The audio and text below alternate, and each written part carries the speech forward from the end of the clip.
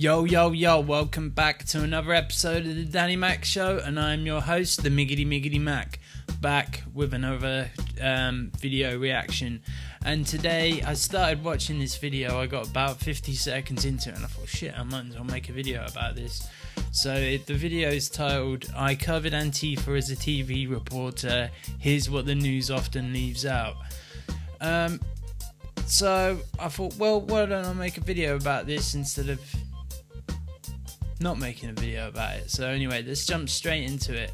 Many of the journalists who are reporting on Antifa right now likely do not have a direct connection with Antifa. They're going off of secondary or third-party accounts. As a reporter who used to work in Seattle in the TV news market, I had an annual experience with Antifa because we covered protests on May Day, of which they were typically a part. This is a scene that I saw at least once a year in Seattle. You're hearing flashbangs used by police officers to move the crowd through downtown. The city just expected that eventually the protests would turn into a riot at some point. This video is from 2016, months before Trump was ever elected president and years before what we're seeing today. I want to first say that I did upload another video before this one. I had it unlisted, so you had to have the link to see it, and send it to some of my peers, just have them review it to make sure, like, I'm not making stuff up, that this was their experience too, and that this kind of hits home as reality for other journalists who have covered Antifa in the past. And after manual review of that video, YouTube demonetized it as unsuitable for most advertisers. And so I would just like to say that I'm not totally sure what it is about Antifa that makes YouTube say that it's dangerous content, but as an audience member here watching this, I would really appreciate it if you would subscribe to the channel, hit the bell icon for notifications when I upload new videos so you don't miss that, and share this video because it likely will get demonetized as well and perhaps shadow banned, so it'll be harder for people to find it. So people like myself who are willing to stick our necks out and report on these topics really do rely on people to share our content because it's unlikely that companies like YouTube are going to share it for us. Let's talk real fast about how Antifa is often covered in mainstream media. This is an article from the New York Times, September 3rd. The title is Suspect in Fatal Portland Shooting is Killed by Officers During Arrest. The second sentence says he was being investigated in the fatal shooting of a supporter of a far-right group. Then you scroll down and it says law enforcement agents shot and killed an Antifa supporter on Thursday as they moved to arrest him in the fatal shooting of a right-wing activist who was part of a pro-Trump caravan in Portland, Oregon, officials said.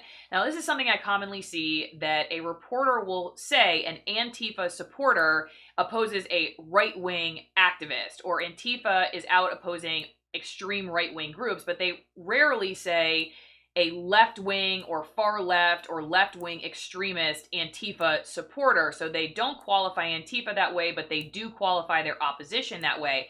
Though I will say that recently I have read a few articles that have made that distinction, so maybe it's changing. Maybe the reporters think that people know Antifa is far left. I don't know, but I'm throwing that out there as something that I have noticed. Now, scrolling down to the part where they quote his Instagram account, I am, quote, 100% Antifa all the way, he posted on Instagram in June. And then the New York Times goes on to qualify what Antifa is as a loose collection of activists who have mobilized to oppose groups they see as fascist or racist. Now, a couple things to note here is that for Antifa, in my experience, fascism includes capitalism. So when I would be at protests where Antifa was present, they'd be like in places downtown Seattle where there are lots of retail shops like Macy's where people are going to buy shoes and clothes and designer perfume because capitalism is part of that fascist infrastructure and they're anti-capitalist. The second thing is you see this, they mobilize to oppose groups, okay? In my experience, a protest where Antifa is present, where they have mobilized like Batman to stop a far-right group, a fascist group, a racist group, that has not been a precursor for them to be out in the streets. Now, I know this does happen in places like Portland, Oregon, where you'll see clashes between Antifa and right-wing extremist groups. But in my experience, that is not necessary for Antifa to be out in the streets. Like I said, I have been to many protests where they are with a lot of like-minded individuals out marching against what they see as authoritarian governments or capitalism as a part of the fascist infrastructure, and they don't need there to be a right-wing extremist group for them to be out mobilized against. I think sometimes that raises sympathy for Antifa, and I don't know if that's purposeful or not, but of course, if you believed that there was a Mussolini or a Hitler in the streets, I think most sensible people would, of course, denounce that ideology. But in fact, like I said, that has not been my experience with Antifa, that there needs to be a group like that for them to be out in the streets. And finally, as somebody who has covered them and had to take very serious precautions for safety, they are also against corporate media. And I have been a critic of corporate media on this channel many times. You don't have to go too far back in my videos to see that. That said, as somebody who was trying to be a legitimate journalist in that corporate media atmosphere, I was targeted among my peers as somebody who deserved to be the recipient of vandalism or violence because I was part of the corporate news. And we had to be very careful, especially with photographers who carried big cameras, because that alerted people that they were part of NBC, for instance, where I worked with the NBC affiliate, because they were seen, again, as part of corporate media that deserved to be attacked verbally and sometimes physically. And it can be scary to be in situations like this. The people that would turn these protests into riots often had rocks or wrenches, sometimes cement, fireworks in their backpacks. They would throw Molotov cocktails at police. They damaged businesses and buildings and car windows and set things on fire. But is it always Antifa or is it another group? That's hard to say. Sometimes it can be very difficult to differentiate who is Antifa and who's just somebody that looks like Antifa. So Antifa members typically wear all black, and sometimes they have badges or they carry flags and shirts that might say Antifa on them, but a lot of times they don't necessarily have anything that is outwardly like, I'm Antifa. And they also tend to be at protests where there are also anarchists, or what you would call a black bloc protester, meaning they wear all black, they have black face masks, they have black helmets. And so who's Antifa? Who's a black bloc protester? Who's an anarchist? These can all be sometimes difficult to parse out. And it's not like all of them use the same tactics. Not all of them are violent. Frankly, I think Antifa members can vary from person to person and from state to state or even city to city. So it is not necessarily a monolithic group. Antifa, in my experience, has not been the kind of group like a Society of Professional Journalists, in the sense that you pay a membership fee and you get your membership card and some fancy t-shirts and everybody knows that you're a part of it. If you do a quick Google search, which I just did, you can see here, Mayday, Seattle turns violent, you will find search results dating back almost a decade. I started covering these protests in 2014 and covered them basically every year until I quit TV news in 2019. And it was just something that our stations prepared for every year, that almost every reporter was going to be dedicated to the May Day protests, in large part because when night came, we would just expect for all hell to break loose. Now, that's not entirely because of Antifa. Like I said, there were several other groups that were present that participated in those. We hired security guards to walk with us. We were given special tools to keep us safe. We were told to wear bandanas. We were told to bring in goggles. We had stuff to clear out our eyes if tear gas was used by the police. As all of this was unfolding, we had to dress down so that they wouldn't know who we were, because they did not like the journalists. So we never wore our logo jackets. We didn't wear anything that signified us as a mainstream journalist. So we tried to use smaller cameras if we could, like our cell phones. We wore black jackets or hats that looked like we were just out there also part of the crowd, or maybe we were independent media.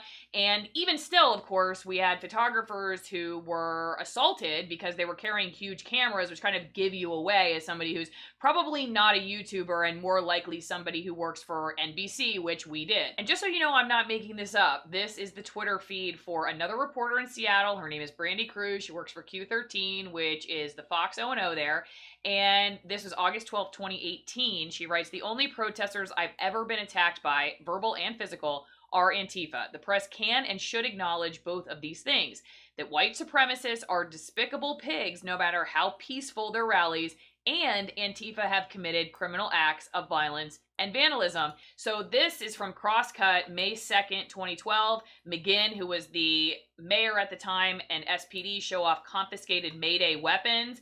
And you scroll down and you see that actually an proclamation of emergency was signed by the mayor at 3 p.m. on May 1st. Okay, so this is in 2012. The mayor of Seattle is declaring basically a state of emergency because of all of this, and that allowed officers to confiscate items that could potentially be used as weapons, like including flags. It says the confiscated items on display included a backpack full of homemade incendiary devices made out of orange juice cartons, as well as dozens of flagpoles, some sharpened or with screws on the ends. I think what's really interesting about that article is that you have a mayor back in 2012 in Seattle that is essentially declaring a state of emergency for cops to be able to confiscate items from protesters like sharp-ended flagpoles. When you fast forward to 2020 and you have a mayor of Seattle that really would not intervene for weeks after the takeover of a multiple block district of a neighborhood in Seattle.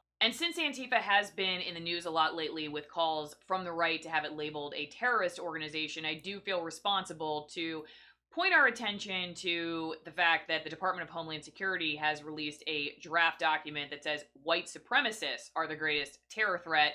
You see this article in Politico. If you scroll down, they talk about how they have reviewed 3 versions of this document, and all of them describe the greatest domestic terror threat facing the U.S. as white supremacists. This on the heels of the Charleston church shooting, the Pittsburgh synagogue shooting, the El Paso Walmart shooting, and none of those documents, they say, name Antifa directly as a domestic terror threat in the U.S. Now, if you're somebody who disagrees with that and you believe that Antifa should be on the list of domestic terror threats, then you're going to have to take that one up with the Department of Homeland Security. So this video is not meant to be a thorough take on who Antifa is, what they're after, where they've been, and where they're going.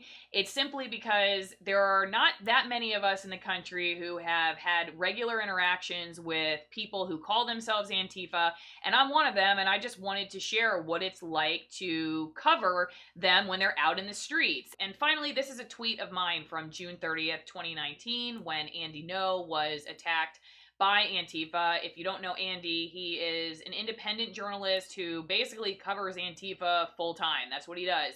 And he's often called far-right or a right-wing provocateur. Like, he goes to these Antifa rallies and he brings his camera and he's asking for it. And I would just really question why it is that if somebody goes to an Antifa protest, even if they are a conservative, that they are a provocateur. I would just like everybody to sort of chew on that for a second, because as somebody who has covered Antifa with a camera and has even had her coworkers attacked, we were not provoking anyone. We were simply there to shoot the video, get it back to the station to show the public what was going on. And so I retweeted video of Andy's attack, and this is what I wrote.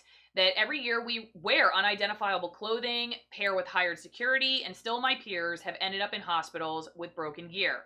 People who behave like this are inciting fear for power, not acting for equality. And in today's world, standing up against a mob who beats the crap out of somebody is a controversial position, but there you have it. I said it. Again, I'm Allison Morrow. You can support me on Patreon at patreon.com/AllisonMorrow. Don't forget to like and subscribe and leave me a comment with your thoughts on Antifa. Do you have any direct experience with them? Do you love them? Do you hate them? Do you think I was too easy on them or too hard on them? Right, listen, look, she didn't say anything that, like, we didn't know already, you know, but, yeah, like, she's right. Like, the media always portrays them as like a people's rising against white supremacy, but white supremacy is, getting out of control in the United States. As she said, there's been tons and tons of shootings at like schools, churches. It's, I don't know, America's a bit of a shit show, but yeah, Antifa, like, they just described someone from Antifa as like wearing black predominantly. Dude, I wear black. Makes me wonder why I'm fucking wearing black. I wear black because I like black. I like Darth Vader. So, but I don't know. Like, I understand that there's fucking white supremacy going on and shit, and you need some sort of push back against that. But like, Antifa literally do start a lot of the shit for no reasons, and like all the bullshit that's happened in the Black Lives Matter protests have been predominantly Antifa, and same with that Chaz, and I don't know, it's just getting a bit of a joke now. I've stopped making videos on riots, but I hear it's still going on in Portland and shit like that. You're like, man, can't they just fucking give up? But they're also trying to say that fucking, you know, they're rioting because they hate Trump.